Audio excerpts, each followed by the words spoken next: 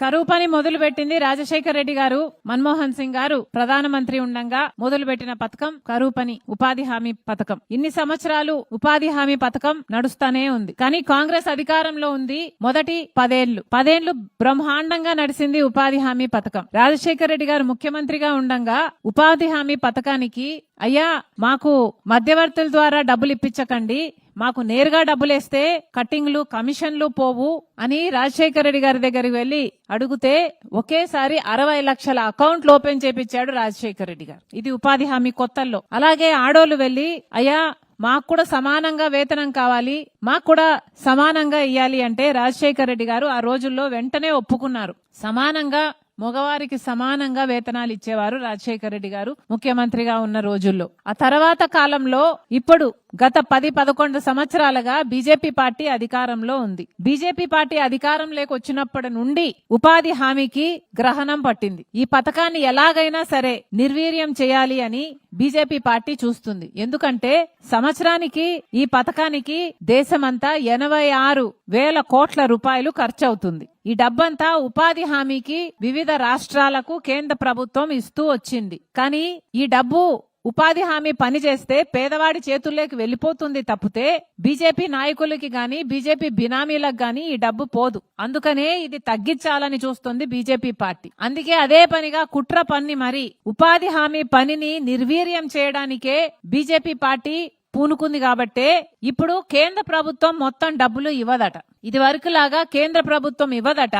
ఇప్పటి నుంచి 60% కేంద్రం ఇస్తదంట, 40% రాష్ట్ర ప్రభుత్వమే పెట్టుకోవాలట. దీనికి ఒక కొత్త చట్టం తెచ్చారు. మహాత్మా గాంధీ జాతీయ గ్రామీణ ఉపాధి హామీ పథకాన్ని పేరు మార్చి విబి గ్రామ్ అని కొత్త చట్టాన్ని తీసుకొచ్చి దీంట్లో ఉపాధి హామీ పనికి 60% మాత్రమే కేంద్రం ఇస్తుంది, 40% రాష్ట్ర ప్రభుత్వం పెట్టుకోవాలి అని చెప్తోంది బీజేపీ పార్టీ. ఇక రాష్ట్ర ప్రభుత్వం పెట్టుకోవాలి అంటే ఎన్నో రాష్ట్రాలు పెట్టుకోలేవు. మన ఆంధ్ర రాష్ట్రాన్ని తీసుకున్నా మన ఆంధ్ర రాష్ట్రానికి కనీసం ప్రభుత్వానికి పనిచేసే వాళ్ళకి జీతాలు ఇవ్వడానికి కూడా సరిగ్గా డబ్బులు లేవు. ఇక ఉపాధి హామీ పనిలో 40% ఖర్చు పెట్టుకోమంటే మన రాష్ట్ర ప్రభుత్వం పెట్టుకోలేదు. కాబట్టి రాష్ట్ర ప్రభుత్వం ఉపాధి హామీని ఇంకా తగ్గించేస్తుంది లేదా మొత్తానికే తీసేస్తుంది.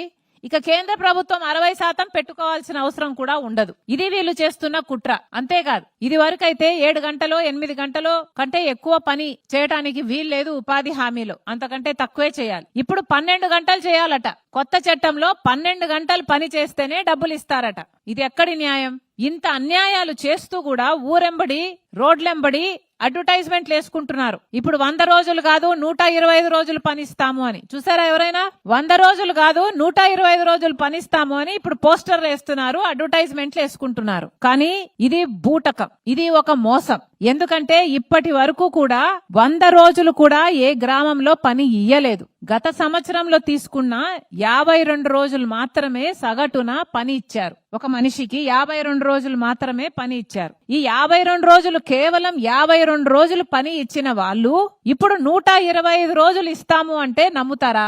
కనీసం 100 రోజులు కూడా పని ఇవ్వని వాళ్ళు 125 రోజులు పనిస్తాము అని పోస్టర్లు వేసుకుంటున్నారంటే ఎంత సిగ్గులేదనుకోవాలి వీళ్ళకి. అమ్మా 125 రోజులు పని ఇవ్వరు. ఎక్కడ మీరు పోస్టర్లు చూసినా మీ మనసులో ఇది అర్థం చేసుకోండి, అది అబద్ధం, అది మోసం, అది బూటకం. కేవలం మీ చేత వ్యతిరేకత రాకుండా ఉండడానికి ఉపాధి హామీ పథకాన్ని నిర్వీర్యం చేస్తున్నారు. మీ నుంచి వ్యతిరేకత రాకుండా ఉండడానికి మాత్రమే 125 రోజులు అని ప్రచారం చేసుకుంటున్నారు. కానీ ఇది పచ్చి అబద్ధం. 52 రోజులు మాత్రమే ఇచ్చారు పోయిన సంవత్సరం. 100 రోజులు కూడా ఇవ్వలేదు. 100 రోజులు కూడా ఇవ్వలేని వాళ్ళు 52 రోజులు మాత్రమే పని ఇచ్చిన వాళ్ళు ఇప్పుడు 125 రోజులు ఇస్తారు అని మిమ్మల్ని మభ్యపెట్టే ప్రయత్నం చేస్తున్నారు. ఈ కొత్త చట్టం ముమ్మాటికి పేదలకు వ్యతిరేకం. ఇప్పటికే పేదరికంలో అల్లాడిపోతున్నారు ఆంధ్ర రాష్ట్ర ప్రజలు. కానీ ఉపాధి హామీ పథకం కూడా తీసేస్తే ఇక మొత్తానికే ఆకలి చావులు చూడాల్సి వస్తుంది, పని లేక వలసలు వెళ్లాల్సి వస్తుంది. ఇది కాదు కదా మనకు కావాల్సింది. ఇది వరకు ఎట్లా ఉండేదమ్మా? ఉపాధి హామీ పథకం అంటే గ్రామ సభలు పెట్టేవాళ్ళు. గ్రామ సభలో గ్రామ పంచాయతీల మధ్య అందరూ గ్రామస్తులుండగా ఈ గ్రామంలో ఏం పని చేయాలి అని నిర్ణయించేవాళ్ళు, అవునా? కానీ ఇప్పుడు బీజేపీ పార్టీ తెస్తున్న కొత్త చట్టంలో ఎలా ఉంటుందో తెలుసా?